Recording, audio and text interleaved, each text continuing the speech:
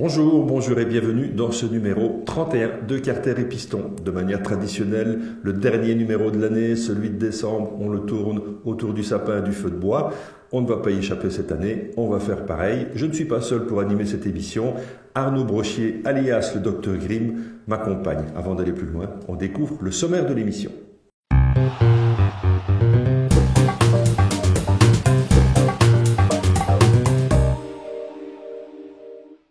Nous ferons un tour de l'actualité qui est un peu moins riche que d'habitude. Décembre oblige. Triumph dévoile une de ses machines phares pour 2021. On découvre la Trident 660 à Tenerife. Je vous propose un petit comparo entre les deux machines qui tiennent le haut de l'affiche des gros trails, à savoir la BMW R1250 GS et l'Africa Twin 1100. Nous allons découvrir nos palmes ou notre hit parade des machines découvertes en 2020. Le mois dernier, je vous présentais la marque Rieju.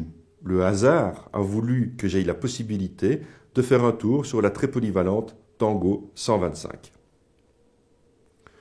Le monde de l'endurance classique peut paraître un peu fermé. Je vous propose de découvrir un team de pointe qui a pratiquement tout gagné. Le Team Force et son mythique numéro 56.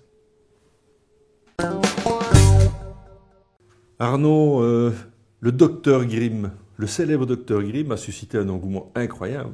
Vraiment, tes séquences ont été un vrai succès. J'ai reçu pas mal de courriers de lecteurs disant qu'ils avaient compris comment fonctionnait une suspension, pourquoi nettoyer ses passes de frein. Enfin bon, c'était vachement intéressant. L'année 2021 va continuer à te voir dans Carter et Piston. Il va falloir se réinventer un peu maintenant.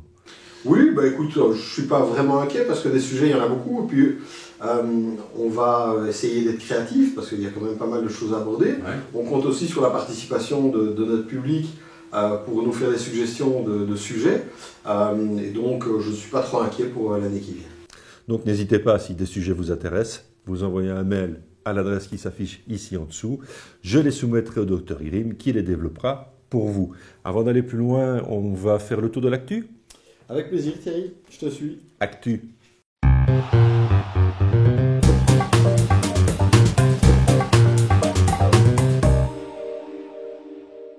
Ducati nous sort un nouveau Monster. Grosse nouveauté, il perd son célèbre cadre treillis pour un cadre plus traditionnel. L'efficacité sera certainement au rendez-vous, mais la belle Monster perd aussi une partie de son identité, à découvrir très bientôt. Toujours à Bologne, l'impressionnant Diavel se voit doté d'une série spéciale Lamborghini de toute beauté. Préparez vos tirelires, soyez très très sages avec le Père Noël. Enfield dévoile encore un peu plus sa Meteor 350. Ce monocylindre de 349 cm3 annonce 20 chevaux, ce qui ne devrait pas effrayer la majorité d'entre vous, mais qui devrait largement suffire en termes de plaisir et d'accessibilité au plus grand nombre. Ce modèle sera certainement appelé, comme la gamme 650 cm3 d'ailleurs, à de nombreux développements. MV Agusta s'associe à la légende du sport automobile Alpine pour une édition limitée de la Super Veloce inspirée de l'Alpine A110. MV Agusta s'associe donc à Alpine, l'emblématique constructeur français de voitures de course et de sport, pour le design et la production d'une moto limitée à 110 unités, inspirée de la très célèbre et mythique Alpine A110. La Super Veloce était un choix naturel pour ce projet, car elle incarne parfaitement l'esprit de la 110, partageant la même élégance intemporelle et offrant des émotions de conduite uniques sur la route. La Super Veloce Alpine sera équipée de son moteur 3 cylindres en ligne, caractéristique de la marque, développant 147 chevaux à 13 000 tours avec une vitesse de pointe de plus de 240 km/h. Elle sera livrée avec une multitude d'accessoires dédiés. La conception graphique, les détails et les accessoires porteront la marque distinctive Alpine. Cette Super Veloce Alpine sera distribuée par le réseau concessionnaire MV Agusta et à partir de 36 300 €. Eh bien, pour être complet dans votre garage, je crois qu'il faudra aussi acheter une Alpine. Kawasaki. Kawasaki est un regard sur l'avenir. Au cours des dernières années, la plupart des modèles Kawasaki ont été renouvelés et pour 2021, l'ensemble de la gamme a été mis en conformité avec les normes d'émission Euro 5. Kawasaki lève aujourd'hui un coin du voile sur les technologies du futur. Kawasaki ne manque pas d'ambition et le prouve avec un certain nombre de nouveaux concepts. En 2009, déjà, nous avons présenté à l'EICMA un 2 roues électrique. Nous explorons à présent les possibilités offertes par la technologie hybride pour les motos, explique M. Inoue, General Manager du service marketing et sales de Kawasaki à Akashi au Japon. Pour son nouveau concept de 2 roues motorisées hybrides, l'usine d'Akashi a associé le meilleur de la technologie en matière de moteur thermique, propre au potentiel de la propulsion électrique zéro émission. Ce concept se destine aux nafteurs qui effectuent des trajets courts à moyennement longs. Le véhicule peut rouler à l'essence, mais aussi uniquement à l'électricité, en ville par exemple. Les deux motorisations peuvent également être combinées pour profiter d'un maximum de puissance et de sensations. Kawasaki offre ainsi une réponse aux défis du moment, que sont notamment l'autonomie des véhicules électriques ou la circulation appelée à devenir zéro émission dans un nombre croissant de centres urbains. Kawasaki annonce aussi des développements en matière d'intelligence artificielle et d'interaction optimale entre le pilote et la machine. La philosophie Rideology, adoptée par Kawasaki, est ici portée au plus haut niveau.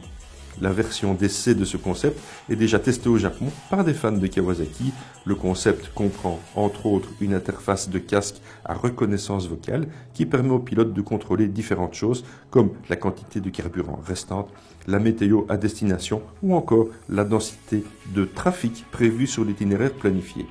Kawasaki se concentre entièrement sur la création de good times pour les utilisateurs de ses produits. Plus d'informations évidemment sur le site de kawasaki.be.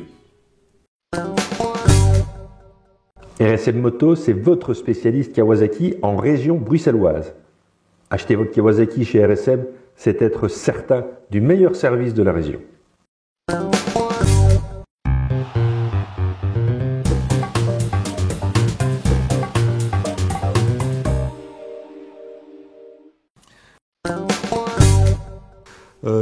Arnaud, quelle année compliquée avec ce Covid. Oui, et c'est pas fini, hein. Non, malheureusement, c'est pas fini. J'espère vraiment qu'on en verra le bout pendant l'année 2021 pour toutes les raisons qui sont d'abord des raisons personnelles à tout le monde et puis aussi pour la manière dont nous avons dû travailler en 2020. Oui, bah écoute, je crois qu'on peut dire clairement que notre métier de journaliste a été quand même moins agréable que les autres années. Oui, c'est vrai. Puisque déjà tous les voyages à l'étranger ont été supprimés à partir de mars. Ouais. Et ça faisait quand même partie du côté sympa de notre métier, c'est de voyager. Et je ne te cache pas que ça me manque. Oui, pareil, je peux dire pareil. Malgré tout, on peut constater que, contrairement au secteur automobile, le secteur de la moto s'en est plutôt bien tiré, avec en fait des marques qui ont fait des progressions énormes, avec des résultats un peu particuliers, dont notamment la première place qui n'est pas encore confirmée, on n'est pas encore fin décembre, mais Yamaha depuis bien longtemps tient le haut du pavé. Oui, enfin, on peut remarquer notamment que BMW, qui normalement était toujours en tête de liste, passe en deuxième position et Yamaha en première avec une progression de presque 5% pour Yamaha lors d'une année Covid, ce qui reste un résultat qui est quand même assez étonnant et je dirais relativement agréable globalement pour le secteur puisque plusieurs marques sont en progression. Alors certes, forcément, et comme toujours, il y en a certaines qui sont en diminution, mais globalement, on pourrait regarder ces chiffres en se disant que c'est une année normale et non une année Covid. Oui, tout à fait. Et en fait, on verra bien les résultats fin décembre parce que seulement 4 machines séparent Yamaha de BMW au total. Donc ça va vraiment se jouer à la dernière ligne droite. Ouais. En tout cas, le trio de tête sera Yamaha, BMW ou BMW, Yamaha. Ouais. Et puis Honda qui vient en 3e position. Et justement, en fait, ces deux marques, BMW et Honda, sont surtout portées par 2 modèles phares. Chez BMW, la R1250 GS et chez Honda, l'Africa Twin 1100. Tout à fait. Et justement, je voudrais vous proposer en fait un petit comparo entre ces deux reines du bal. On va les découvrir pour refaire un tour de ces deux machines qui tiennent le haut du pavé du marché des Grotterelles.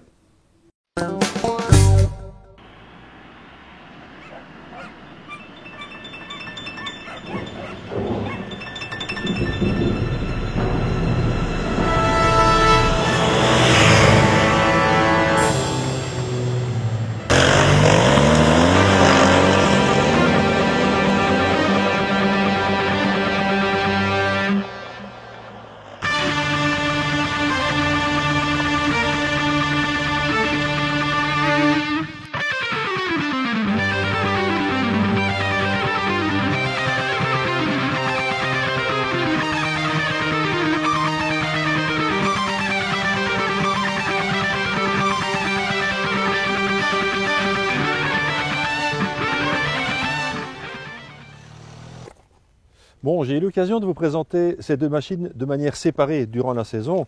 La Africa Twin d'un côté avec son moteur 1100 et la 1250 GS qui est ici dans une version commémorative de la fameuse R100 GS sortie aux alentours des années 86-87 si ma mémoire est bonne, tandis que la Honda reste fidèle à elle-même sur ses couleurs qui ont forgé sa légende avec les fameuses jantes dorées et ses couleurs bleu, blanc, rouge. Alors en fait on est face évidemment à des machines connues, le but était de les confronter un petit peu sur des terrains similaires et voir les impressions qu'on pouvait retirer de chacune de ces motos par rapport aux expériences de conduite et par rapport aussi aux équipements et la manière dont ces motos sont construites. Alors il est un fait certain que la GS au fil des années s'est un peu embourgeoisée, est devenue plus routière qu'off-road, même si quand on sait la conduire, on a la possibilité de faire pas mal de choses avec une moto comme ceci, tandis que la Honda, elle, a une vocation un peu plus tout-terrain. Donc on est sur, au départ déjà, deux vocations différentes, deux destinations différentes. On va aller plus sur le tout-chemin, on va aller plus sur la route. Maintenant, ces deux motos sont capables de leur contraire. Et donc on prend d'abord du plaisir à leur guidon, parce que ces motos ont tout ce qu'il faut sur une moto actuelle, ont tout ce qu'il faut en termes d'électronique embarquée. Je sais, on se répète, l'électronique est bien présente, mais quand on arrive sur des motos qui dépassent largement les 100 chevaux, peut-être un peu moins pour la Honda, je vous assure que l'électronique, il en faut pour gérer la puissance. Vous le voyez dans les images, dès qu'on accélère sur un sol un peu meuble, un peu off-road, ça patine, c'est très amusant, on peut débrancher pas mal de choses, mais l'électronique est quand même là pour récupérer pas mal d'erreurs. Alors ici, on jugera évidemment chacun ses goûts, ses couleurs. Ça, je laisse le choix à chacun de se faire son opinion sur la beauté esthétique de ces machines, mais en tout cas au niveau dynamique, ça reste quand même les deux ténors du marché du Grotterell. Et c'est avec ces machines que Honda et BMW tiennent en fait leur position parce que ça représente pratiquement l'essentiel de leur vente. Alors, la nouvelle 1250 par rapport à la 1200, on en a fait l'éloge lors d'une émission rétrospective. On était dans le 40e anniversaire de cette fameuse GS. On n'arrête pas d'en parler. Pourquoi? Parce que, bon, effectivement, c'est une moto qui a marqué plusieurs générations de motards, plusieurs générations d'aventuriers, mais l'Africa Twin aussi, elle a écrit ses lettres de noblesse dans les grands rallyes africains, avec à son guidon des pilotes exceptionnels. Et donc en fait, chacun y tirera un petit peu ce qu'il a envie d'en retirer. D'un côté, on a quelque chose qui est peut-être moins original, encore que dans ces couleurs-ci, hein, c'est discutable, mais quelque chose d'un peu moins original qu'on voit pratiquement à tous les coins de rue, cette fameuse GS, mais il y a une bonne raison qu'on la voit à tous les coins de rue, c'est une machine assez fantastique. Et puis cette Africa Twin qui est un peu atypique, on est sur des bicylindres des deux côtés, on a moins de puissance de ce côté, et on a un peu un moteur moins volontaire que du côté de la BM. C'est une autre ambiance en fait à bord. Je trouve l'accessibilité en fait de la GS en termes d'accès au mode et à son électronique plus simple que sur la Honda. La Honda a un tableau de bord un peu compliqué et une accessibilité, je l'avais déjà dit quand j'avais fait l'essai cet été, un peu fastidieux. Bon, j'imagine qu'après quelques jours, on s'y fait. Donc voilà, moi écoutez, je m'en vais doucement sur la pointe des pieds parce que je tire ma révérence sur les deux reines du bal et on s'est bien amusé à leur guidon. Les conditions de route, de lumière n'étaient pas extraordinaires, mais ça reste toujours un chouette moment. À la prochaine.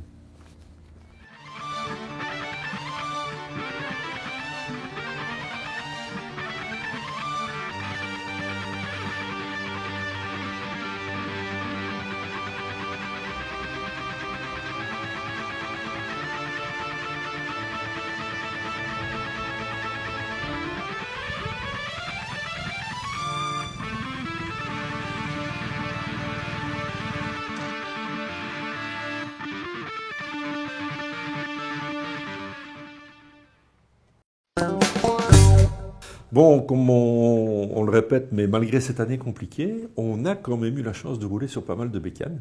Oui. J'aurais un peu du mal à compter le nombre d'essais que j'ai fait cette année, mais c'est vraiment quand même une bonne année d'essais. Ce qui nous permet de dresser une sorte de petite parade de nos préférences, ou en tout cas des motos qu'on met un petit peu en tête d'affiche. Et pour ne pas le faire bêtement, tiens, la 1, la 2, la 3, on va plutôt faire des catégories, ça me paraît plus équitable. Ouais. Dans la catégorie des gros trails, on était ensemble à Marrakech, quelques jours avant l'annonce du confinement, pour essayer cette fameuse Triumph Tiger 900. Oui. Et moi, personnellement, je mets la Rallye Pro comme trail de l'année, parce que quelle polyvalence, une vraie polyvalence de trail. Oui, en plus, on a eu la chance d'essayer cette moto sur 2 jours d'essai. Oui. Un essai, une journée off-road et une journée road, ce qui était déjà aussi très sympa au Maroc. Et effectivement, c'est une moto qui est très polyvalente, qui a beaucoup de qualité. C'est vraiment une découverte, le nouveau moteur, nouveau calage. C'était vraiment une très très bonne bécane, effectivement. Oui, puis je trouve qu'elle a de vraies aptitudes tout-terrain. On s'est bien amusé. Oui, c'est juste. C'est pas encore trop lourd. On n'est pas. C'est pour moi un parfait équilibre. On va parler des customs. Alors bon, le custom de l'année, celui que tout le monde attendait, c'est cette fameuse BMW R18. Mais elle n'est pas seule à tenir le haut du pavé. On a aussi essayé ensemble une autre moto. Oui. Un coup de cœur pour moi, la Triumph Rocket 3. Ouais. La R ou la GT? La R. Oui, moi aussi, clairement, clairement. Je me souviens qu'on était ensemble quand on est descendu du sommet de l'île, du volcan, pour revenir vers l'hôtel, où... pas raisonnable. Hein. Non, pas du tout. C'est même en fin de compte une moto qui est mise dans le segment custom, mais pour moi c'était à la limite du roadster en fin de compte cette moto. Vrai, je suis d'accord. Et donc c'était pour moi vraiment un gros coup de cœur. Je suis parti en ayant le souvenir de l'ancienne Rocket 3 qui n'avait rien à voir. Et celle-ci est vraiment étonnante. Je suis revenu tout à fait étonné et agréablement surpris. Oui, tout à fait. Catégorie suivante, on est en sport tourisme, sport GT. Et là, pour moi, vraiment, j'ai eu un coup de cœur avec la Kawasaki 1000 Ninja SX Tourer, qui en fait a tout son côté sportif et explosif que peut avoir un moteur de chez Kawa, et en même temps cette rondeur exceptionnelle. Et puis on est sur une moto qui offre un grand confort, parce qu'on n'est pas sur une super sport, on a un grand guidon, il y a de la bagagerie, il y a de la protection avec un pare-brise réglable. J'ai vraiment adoré cette machine qui est capable de descendre à 40 km/h en 6e. On ouvre, il n'y a pas un à-coup, jusqu'à la vitesse maximum. Oui. C'est vraiment incroyable. Le moteur de la Kawasaki en 1000 cm3, c'est vraiment un moteur absolument fabuleux. Oui. C'est un moteur que j'invite les gens à essayer parce qu'il est décliné sur plusieurs modèles. Tout à fait. Et il est vraiment bourré de qualité. Et c'est vrai que c'est un élastique, une usine à sensation. Le moteur de cette moto est vraiment fabuleux. Oui. Et en fait, on peut même dire que chez Kawasaki, on a déjà cette qualité moteur à partir de la Z900. Absolument. Ça marche aussi bien, c'est aussi souple, aussi agréable. Catégorie suivante, roadster. Alors là, on a essayé ensemble la gifle de l'année. Oui. Le Street Fighter V4 de chez Ducati. Wow, ça c'est quand même quelque chose. Oui, bon, que dire, c'est vraiment le roadster par excellence. C'est une vraie Panigale V4 déshabillée. Ouais. Alors contrairement à pas mal de constructeurs qui sortent des roadsters qu'on va qualifier d'assagis au niveau moteur, en fin de compte, la Street Fighter développe juste quelques chevaux en moins, tout simplement parce qu'il n'y a pas d'admission d'air forcé, mais le moteur est resté précisément celui de la V4. On a 208 chevaux. Quand même. Oui, 208 chevaux, et donc on est sur quelque chose de totalement déraisonnable, oui. Et mais bon, en même temps complètement fabuleux en termes de sensations. Oui, c'est vrai. Maintenant, je ne la destine pas à tout le monde parce que c'est quand même une moto qui demande un certain bagage. Et en termes d'accessibilité et d'amusement aussi, je vais lui mettre quand même une concurrente dans cette catégorie des roadsters, qui est la BMW et la 1000 XR.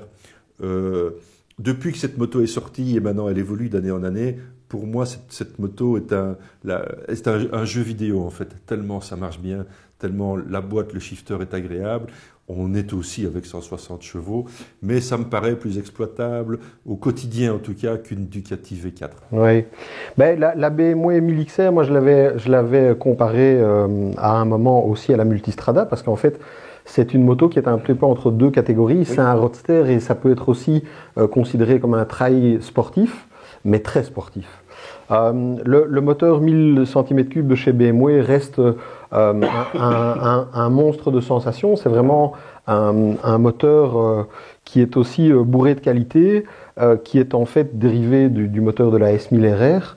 Et c'est vrai que c'est une excellente moto avec des aptitudes routières peu communes. Oui, vraiment. C'est vraiment très sympa. Une catégorie qui a vraiment beaucoup de succès ici, évidemment maintenant aussi, c'est le néo-rétro. Ouais. Une fois de plus, je vais nominer une Triumph. On va croire qu'on est payé, mais non. C'est le résultat du bon matériel qu'ils présentent. Triumph avec la Truckstone RS, bicylindre, 1200 cm3, vraiment une super moto. On était aussi ensemble, je ne sais pas si tu te souviens pour l'essai de cette moto. De la première, oui. On était au Portugal, je crois. Oui, absolument. On était à Estoril. Oui.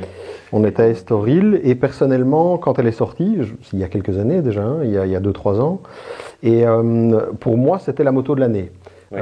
Parce que je trouvais assez fou qu'ils aient réussi à donner autant de caractère à un 1200 bicylindre en ligne face route, qui normalement est une architecture moteur qui est, selon moi, relativement fade. Et une fois de plus, grâce à un calage particulier, ils ont réussi à donner un vrai caractère à ce moteur qui est tout sauf fade et qui m'a vraiment plu. On a moins de 100 chevaux, mais qu'est-ce que c'est gai. Mais la version 2020, elle a un peu évolué. Oui. Donc, tu vois, on est passé à 105 chevaux, oui. Donc on a encore un peu plus de répondants, et on a toujours, et ça il faut quand même le souligner, cette magnifique qualité de fabrication de chez Triumph, qui pour moi est quand même une des usines qui sort d'origine les motos avec les plus belles finitions. Je crois qu'on est tous d'accord en tant que journaliste à ce sujet. C'est vrai que le niveau de finition proposé actuellement par Triumph est un cran au-dessus de la concurrence et de toute la concurrence. La finition, chaque détail est pensé. Il y en a peut-être une, mais on va y revenir plus tard. Oui. Très bien.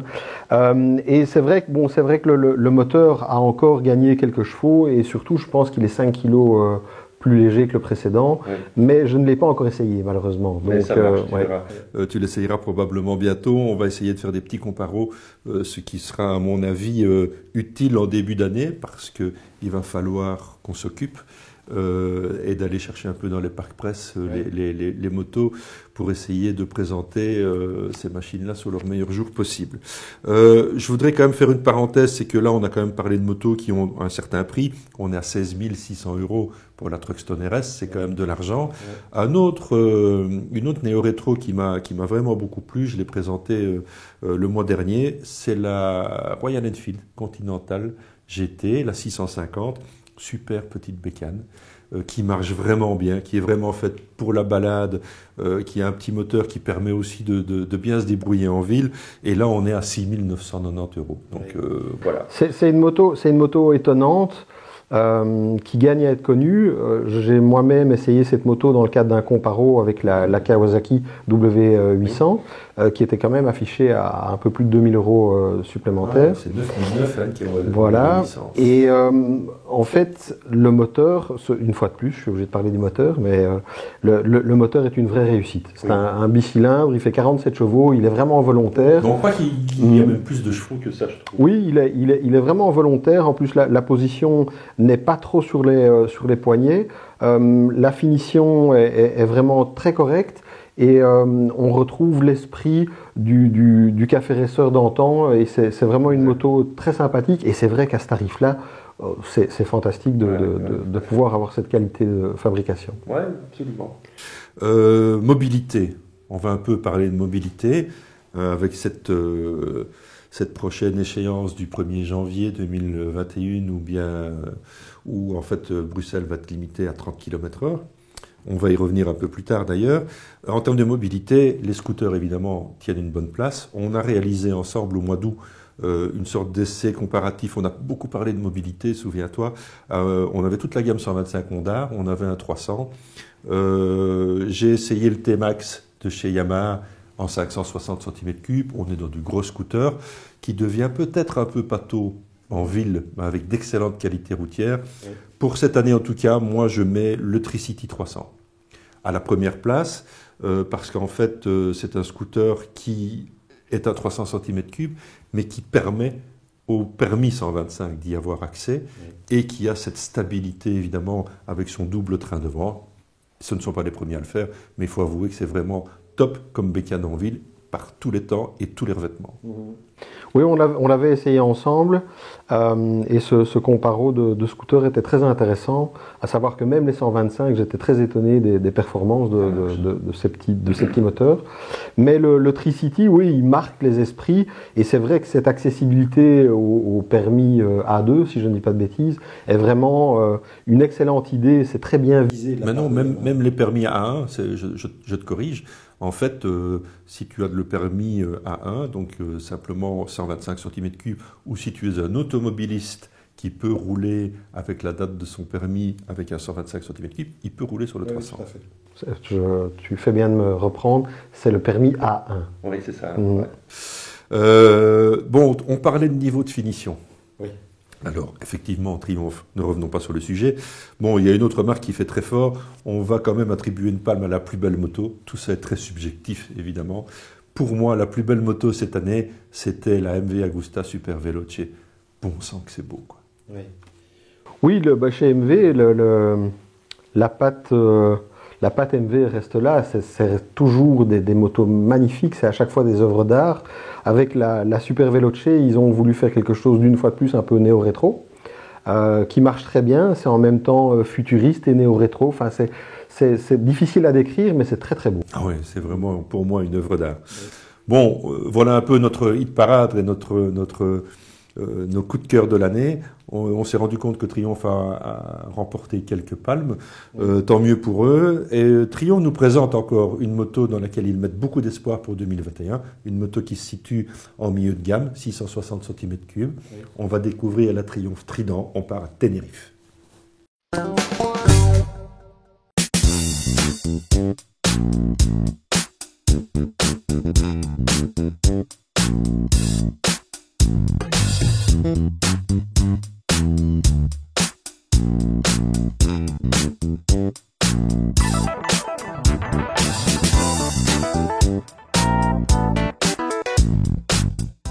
C'est à Tenerife, entre deux confinements, que Triumph nous a présenté sa nouvelle Trident 660. Triumph met beaucoup d'espoir dans cette machine car elle vise un public un peu différent que celui auquel la marque est habituée. Depuis longtemps, en effet, les clients Triumph se distinguaient principalement en deux catégories, les sportifs d'un côté et les néo-rétro de l'autre. Avec la Trident, Triumph veut toucher une clientèle avec un modèle accessible en termes de performance, mais aussi de prix. En effet, cette moto est proposée au prix de 7 995 €. Donc un prix d'attaque pour une machine équipée d'un 3 cylindres de 81 chevaux et dont le principal attrait est le couple que délivre ce moteur. Entre 3000 et 9000 tours minute, il délivre déjà 90% de son couple, c'est-à-dire pratiquement en permanence. Nous avons parcouru les superbes routes qui mènent au sommet de l'île de Tenerife. Dès les premiers mètres, on est directement en confiance grâce à un poids contenu et à une selle basse.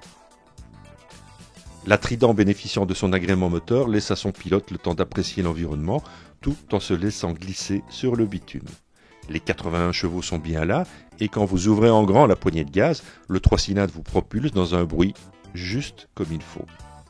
On est aux antipodes de la Street Triple S qui elle est bien plus sportive et aussi beaucoup moins ronde que cette Trident. Plusieurs modes de conduite sont au rendez-vous, un traction control aussi, et le tout s'affiche sur un écran TFT qui est connectable via Bluetooth. Un shifter up and down est disponible en option. Posée sur ces suspensions Showa qui font parfaitement le job, la Trident est bien suspendue. En termes de confort, même pour des grands gabarits, il faut admettre que Triumph a trouvé un juste milieu, et même après quelques heures de route, la moto reste confortable. On est bien sûr sur un roadster qui n'offre aucune protection, mais ça, on le sait en l'achetant. Ce qui transparaît, c'est la souplesse et la rondeur du moteur, bien secondée par une boîte douce et précise. On pourrait reprocher un certain manque d'explosivité du 3 cylindres par rapport à la Street par exemple, mais il correspond très bien à la cible visée.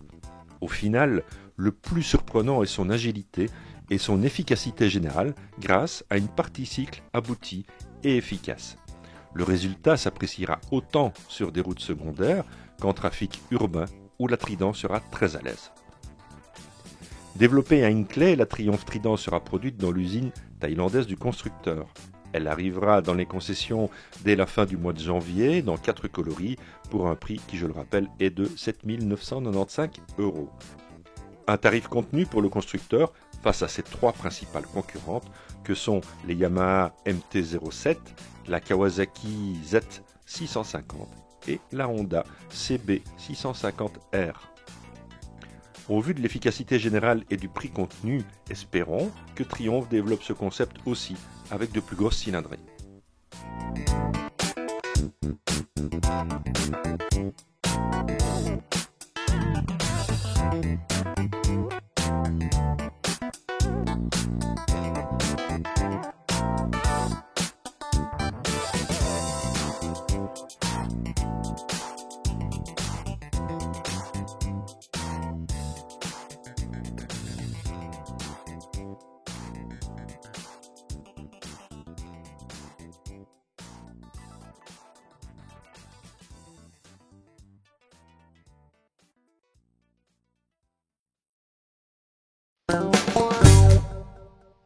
Arnaud, le monde de la course, c'est vraiment un peu ton monde, c'est le tien, c'est ce qui te prend aux tripes pour rouler à moto. On va parler d'un sujet, mais avant, je voudrais que tu me dises un petit peu, c'est quoi les différences fondamentales entre la vitesse pure et l'endurance? Ben écoute, la différence est assez simple finalement. Au niveau technique, je dirais que tout ce qui est vitesse pure au niveau des motos, ce sont des motos qui sont faites pour aller le plus vite possible sur à peu près une vingtaine de tours. Et donc, rien n'est fait pour chuter, puisque chute égale pas de résultat, ou partir dernier, ça veut dire, voilà, la course est finie globalement. L'endurance, la grosse différence, c'est que ces courses sont longues et la chute est permise. On voit parfois des gens, des teams qui chutent et qui repartent et qui finissent quand même par gagner.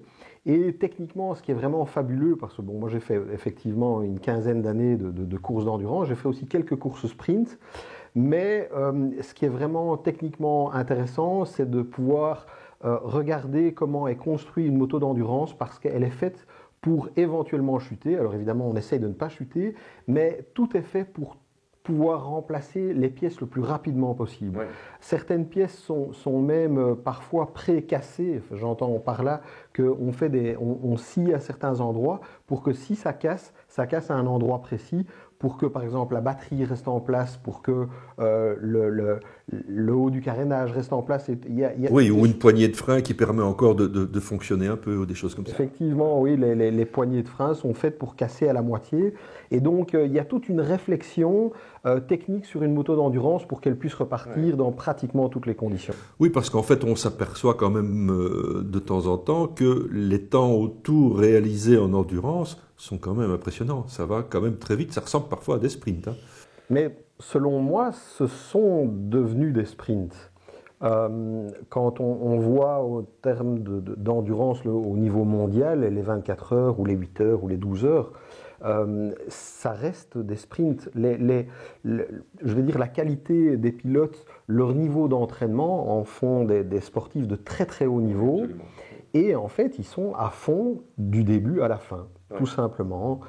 Et ils prennent beaucoup de risques. Les teams de pointe, dans les 5 teams qui sont là pour gagner vraiment au championnat du monde au final, c'est vraiment des gens où chaque pilote, à chaque fois, monte sur la moto et donne absolument tout ce qu'il a. Oui, c'est impressionnant. Je te parle de tout ça en fait parce que je voudrais faire découvrir aux téléspectateurs une partie du monde de l'endurance, mais par le biais de la moto classique. Oui. Donc c'est le championnat l'European classique qu'on connaît nous très bien, avec un team de pointe qui a pratiquement tout gagné depuis 2014, date de sa création. C'est le Belgium Team Force avec son célèbre numéro 56. Je vous propose de le découvrir par le biais de ces acteurs Et vous allez voir, c'est passionnant.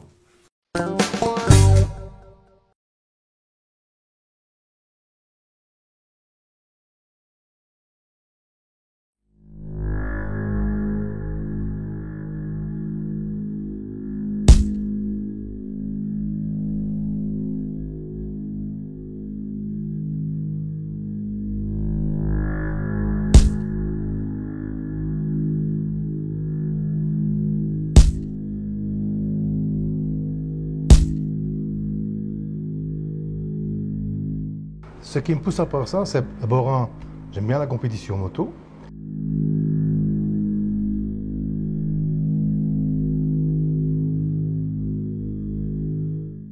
Et j'ai autant de plaisir à construire la moto, chercher de nouvelles idées, que de voir gagner la moto.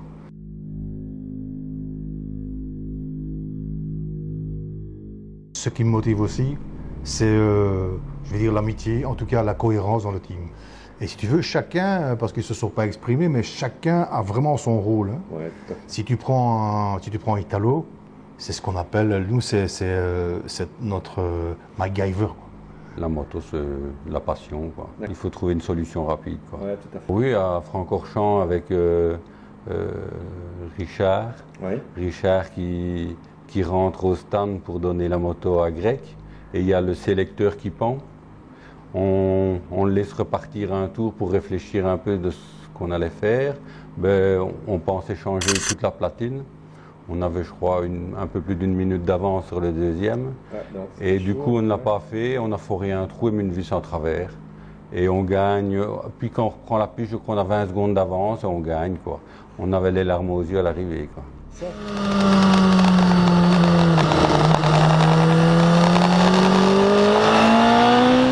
Alain, il a un esprit d'analyse qui est, je pense, inestimable dans le milieu.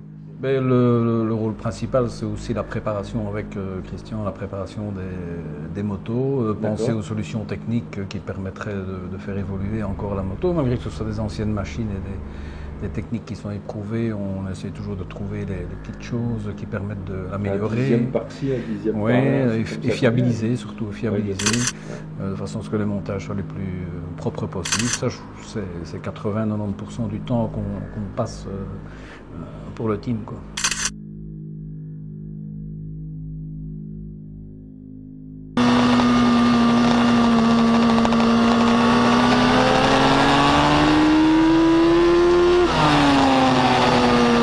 Bien sûr. Les performances d'intervention d'Antoine, c'est au scalpel. Tu vois, c'est vraiment, chacun est vraiment à sa place. Est-ce que ton expérience de pilote te sert en tant que mécanicien?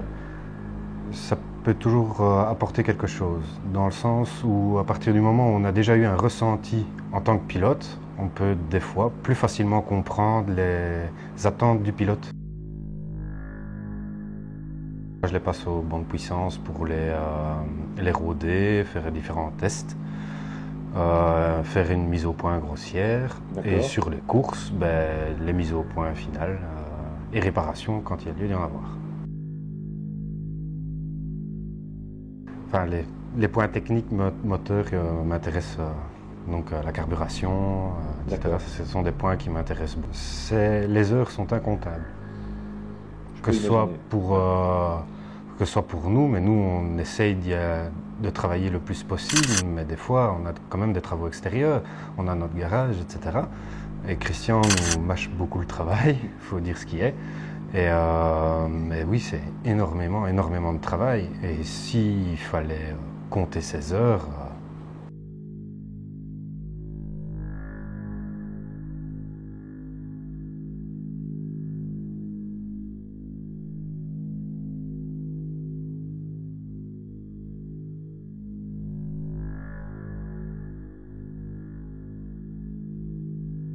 Ça reste quand même une moto, tu sais, une moto ça a deux roues, guidon et des freins, et franchement les motos qu'on a, c'est une moto super amusante et moi j'ai l'impression de rouler sur les deux motos modernes à chaque fois. Mais j'ai la chance encore moi de rouler en moderne à l'heure actuelle, alors je continue à la condition physique que j'ai en moderne, qui me permet d'être plus à l'aise en classique parce que le niveau est quand même un peu plus relax, façon de parler, parce que on est quand même avec des pilotes un peu plus âgés avec nous.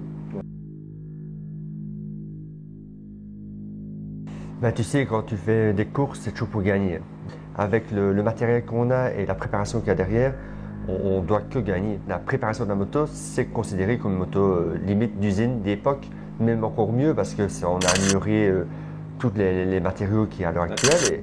Et franchement, pouvoir travailler et pouvoir rouler avec le team que je suis, c'est super. Une moto, c'est fait avec quoi, hein? Je ne vais pas réinventer le monde. Tu as besoin d'un châssis, tu as besoin de suspension, tu as besoin d'un bon moteur, tu as besoin de l'alimentation de ce moteur, de l'électronique de contrôle de l'allumage, de très bons pneus, de très bons freins. Après, tu as fait le tour, quoi.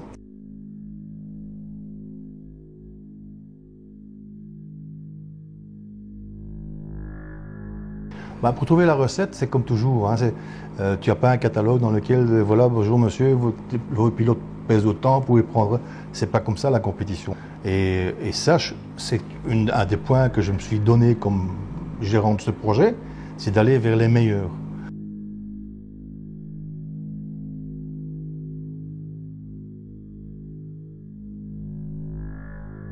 Ça me permet aussi de garder la possibilité de pratiquer ma passion.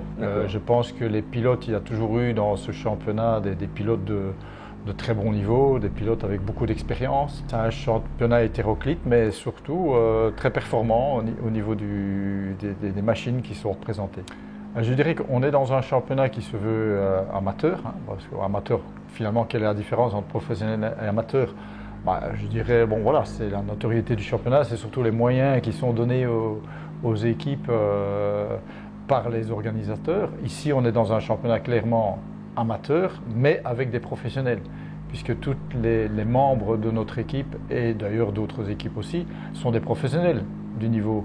Hein, donc ce qui permet évidemment d'atteindre un niveau de performance et de compétence très très élevé. Et c'est pour ça que ce championnat est en permanence, en évolution permanente.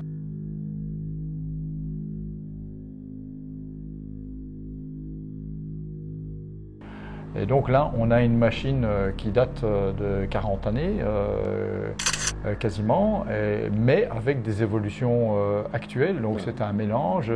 Et donc il est évident que ces motos sont beaucoup plus performantes qu'à l'époque où elles roulaient.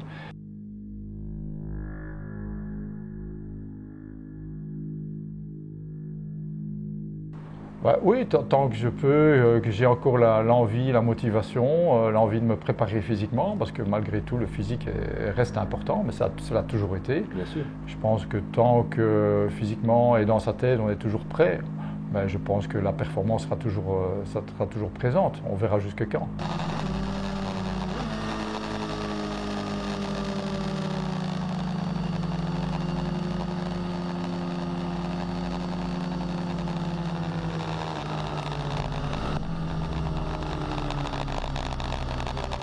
Or, un moteur GSX-R 1100, c'est toujours encore les anciens moteurs de 1985 de la 750 GSX-R. C'est les mêmes moules, c'est le même poids. Donc, tu ne sais pas aller gagner Si, tu peux gagner un peu de poids en mettant de la visserie titane ou aluminium à certains endroits, mais tu ne sais pas gagner des kilos. Tu vas gagner, sur toute la moto, tu vas gagner quoi, 1,5 kg, 2 kg? Bon, notre moto, elle pèse quand même 187 kg. Hein. Ouais. Christian, comment ça se passe au week-end de course? Ça commence quand, au week-end de course? Quand l'autre course est terminée.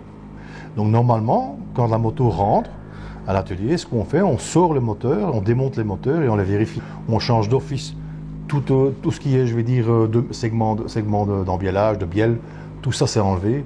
Les segments de piston sont changés d'office à chaque course. Si on fait le ratio du coût de chaque intervention, et même si on les additionne, c'est encore rien par rapport au budget de se déplacer, de faire monter l'équipe, de s'inscrire. Donc si c'est pour être réduit à rien, on a connu ça, hein, des catastrophes, je veux dire, pour une bête panne, rien du tout, on perd le championnat. Donc on a une deuxième moto, la Moto T. La Moto T, après, après le warm-up, la moto qui est choisie, celle-là on la démonte et elle est en pièces sur l'établi. Donc quoi que ce soit qui arrive, chacun sait ce qu'il doit faire. On a minuté, si tu veux, chaque intervention. Donc par exemple, on sait que pour, on va dire n'importe quoi, pour remplacer un radiateur, Parce que là aussi, on a perdu une course parce qu'on est tombé avec un radiateur en panne, on n'avait pas de... Eh bien, on sait qu'il y a 3 personnes qui doivent s'en occuper. Une personne qui reçoit la moto, une personne qui enlève le carénage, une personne qui défait les connecteurs à gauche, les connecteurs à droite, qui défait le radiateur, la 3e personne amène le radiateur, elle est reconnectée, on remet le carénage, la moto est partie. 22 secondes. Si on ne s'entraîne pas, et si les gars ne sont pas formatés, parce que c'est d'eux-mêmes qui le font. Hein. Il n'y a pas, je ne suis pas derrière qui a un fouet en disant attention, tu n'es pas bon dans le temps. C'est eux-mêmes qui se conditionnent. Mais ils prennent les gestes qui font qu'évidemment, c'est efficace. Il n'y a pas un gars qui dit qu'est-ce que je fais là maintenant. Non, c'est vraiment organisé. Des équipes qui arrivent avec des motos, je vais dire, abordables. Hein. Puis il y a des motos qui arrivent, c'est des motos quasi d'usine, quoi. Hein.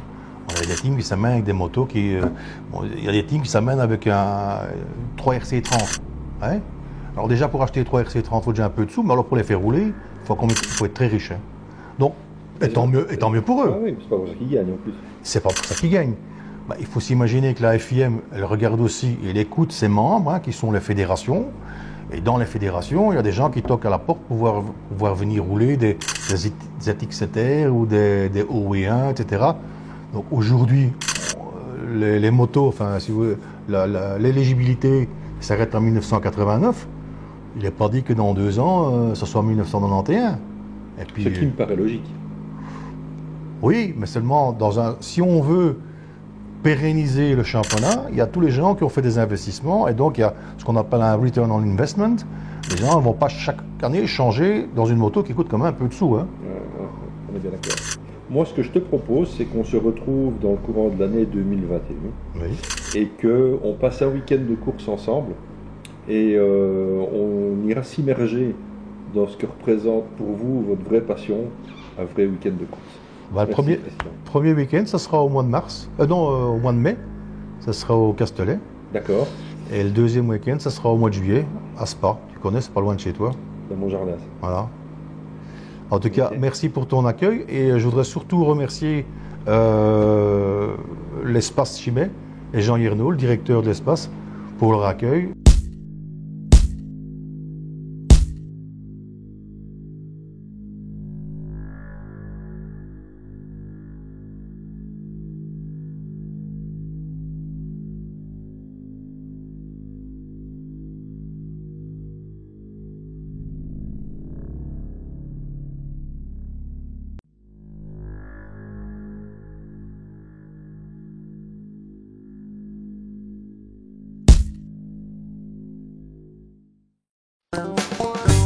Bon, voilà, moi je trouve que c'est un super reportage. On est vraiment immergé, la manière dont ces gens vivent la course, quelle passion. Mais si mes souvenirs sont bons, tu as essayé cette moto, toi? Oui, j'ai eu la chance de l'essayer à Mété. C'était une chouette expérience. C'était la première fois que je roulais sur une moto de course de type ancêtre, enfin si on peut appeler ça un ancêtre, parce que la moto marche très fort. C'est étonnant parce que ça pousse comme une moto moderne. Ça freine aussi très fort. Bon, alors évidemment, au niveau châssis, on est sur quelque chose d'un peu délicat. Et ce qui était le plus difficile à appréhender, au final, c'était les pneus. À savoir que nous, on roule avec des pneus slick de dernière génération qui ont un grip de fou. Et vu les tailles de pneus qu'ils utilisent, en fait, on trouve difficilement des pneus avec une adhérence comme celle des pneus modernes. Et donc, j'étais un peu sur des œufs de peur de la casser parce que c'est un vrai beau bijou. Et quand on sait le nombre de dizaines, voire de centaines d'heures de travail qu'il y a dessus, j'aurais pas aimé la mettre par terre. Ouais, non, c'est sûr. Christian m'a proposé de l'essayer et j'hésite beaucoup. Mais bon, c'est une belle expérience quand même. On va parler un petit peu de ces foutues limitations de vitesse à 30 km/h qui vont prendre cours de manière assez insensée au 1er janvier 2021. 30 km/h, ça a été une décision prise par des politiciens, à mon avis, tout aussi insensée. Peut-être que ça va nous donner, à nous, dans le monde de la moto, une petite ouverture vers la mobilité de roues, parce que franchement, 30 km/h en bagnole, je ne vois pas très bien l'intérêt. On va peut-être pouvoir se dire qu'on va revoir des 2 roues et des scooters dans le centre-ville, avec peut-être des endroits aménagés. Oui. Écoute, moi, forcément, comme toute personne qui analyse cette situation en tant qu'automobiliste et motard, Je suis dubitatif parce que 30 km/h, bon, on sait tous ce que représente la sensation d'être à 30 km/h et c'est vraiment extrêmement difficile à respecter. Alors imaginez que ça va être comme ça sur tout le territoire bruxellois, j'ai difficile à l'imaginer, mais bon voilà, ce sera une réalité et il va falloir le respecter. Oui. Ils vont en profiter pour évidemment multiplier les contrôles, les radars et tout ça. Bon, maintenant, c'est vrai que la bonne nouvelle, c'est peut-être que ça va motiver des gens à passer en 2 roues. Et quand j'ai dit 2 roues, c'est évidemment 2 roues moto, mais je pense que quelque chose qui est aussi en plein essor, c'est cette fameuse trottinette, qui est aussi sujet polémique, mais bon, voilà. Ouais. Mais voilà, il y a le vélo électrique aussi qui a le vent dans le dos. Je pense qu'on va voir beaucoup plus de 2 roues électriques circuler en ville, et c'est peut-être le seul aspect positif qu'on peut trouver dans cette situation. On est bien d'accord. Maintenant, il y a toujours aussi la possibilité de rester moto ou motard.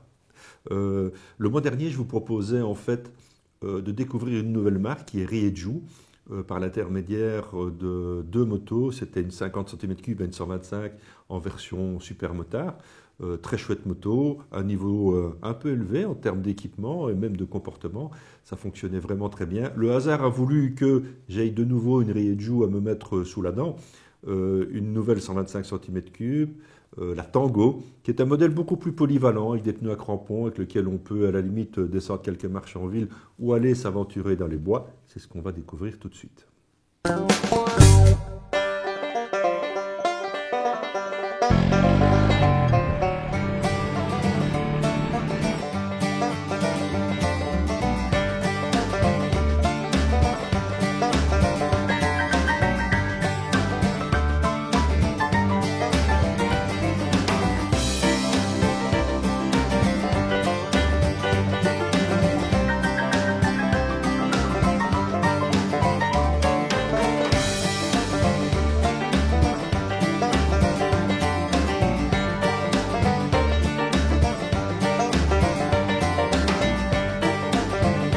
Donc voilà, moi je viens de faire une belle balade au guidon de cette Rieju 125 Tango.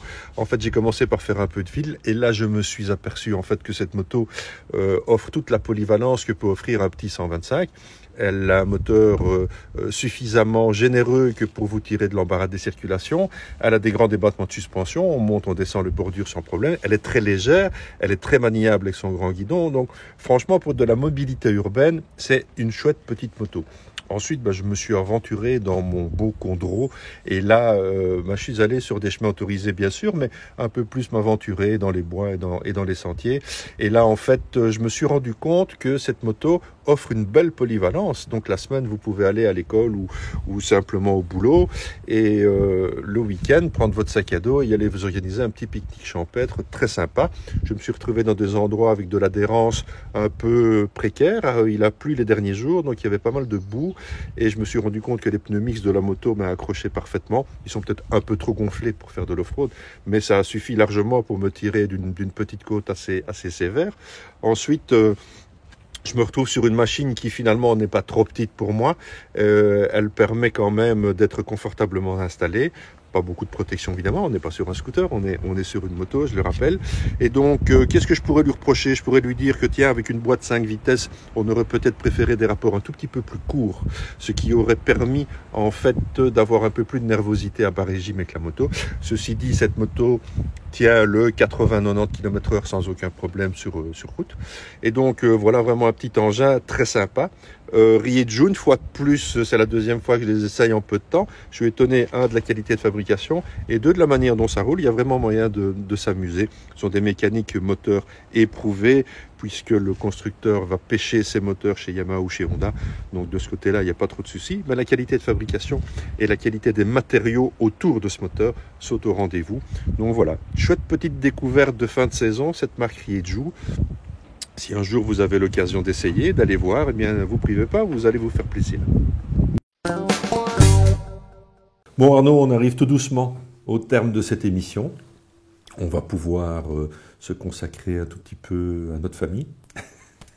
On va arrêter de bosser pendant quelques jours. Moi, je voudrais vraiment vous remercier du soutien que vous avez accordé à Carter et Piston durant toute cette année et aussi maintenant à l'émission Highway to Hell qui se déroule sur RTC et que vous pouvez découvrir à la télévision dans pratiquement toute la Wallonie et y compris Bruxelles via Proximus Pix.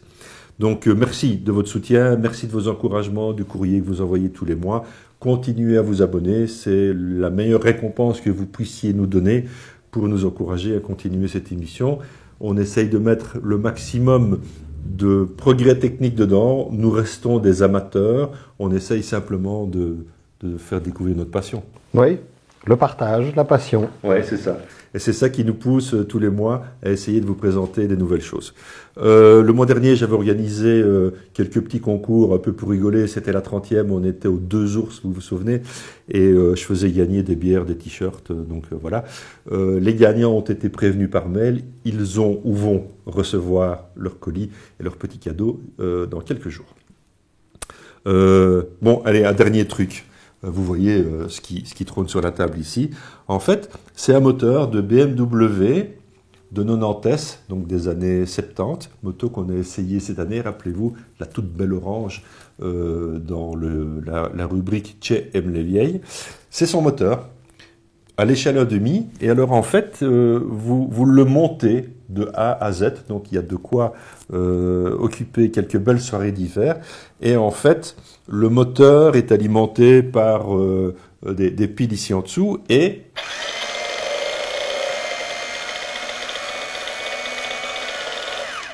tout fonctionne. Oui. C'est incroyable. Oui, moi je trouve ça vraiment bien foutu parce que je pense même que tout passionné ou toute personne qui s'intéresse un peu à la moto devrait une fois monter ce genre de maquette parce que ça prend tout son sens. Moi, encore pas plus tard qu'hier, je discutais avec un jeune, on parlait de motocross parce qu'il vient d'acheter une, il a cassé le moteur. Alors je lui expliquais le vilebrequin, la bielle, le piston, il était complètement perdu, il ne comprenait rien. Et donc ici, en montant ça, clairement, oui, on peut tout de suite comprendre comment fonctionne un moteur parce que la manière dont ce moteur fonctionne de manière basique, elle-même pour tous les moteurs, oui, c'est un vilebrequin, bielle, piston, allumage, tout est là et le fait de le monter donne tout de suite une idée relativement claire du fonctionnement d'un moteur. Oui, moi je trouve ça vachement sympa. Voilà, j'essaye de faire accepter à mon épouse qu'il reste dans le salon, ça va pas être facile, mais on va essayer. Tout fonctionne dans ce moteur, y compris la boîte de vitesse. Ça coûte quand même 166 €, donc c'est un beau cadeau à mettre sous le sapin, mais c'est vraiment sympa. Si en plus vous avez la vraie dans le garage, alors là, c'est la cerise sur le gâteau. Bon Arnaud, il est temps de nous quitter. Ouais. Il est temps de souhaiter à tout le monde de passer les fêtes de la meilleure façon possible. Oui, malgré le Covid, je pense que les fêtes n'auront peut-être pas la même saveur que les autres années, mais je pense qu'il y a quand même moyen de faire quelque chose de joyeux et chaleureux. Oui, tout à fait. On se retrouve en 2021. D'ici là, soyez prudents et surtout... gaffe sur la route.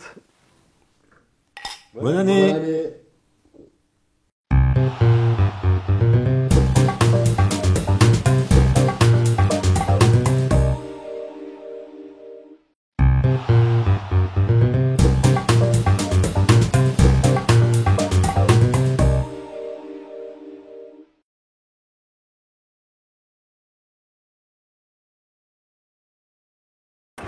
J'avais dessiné sur le side son doux visage qui me souriait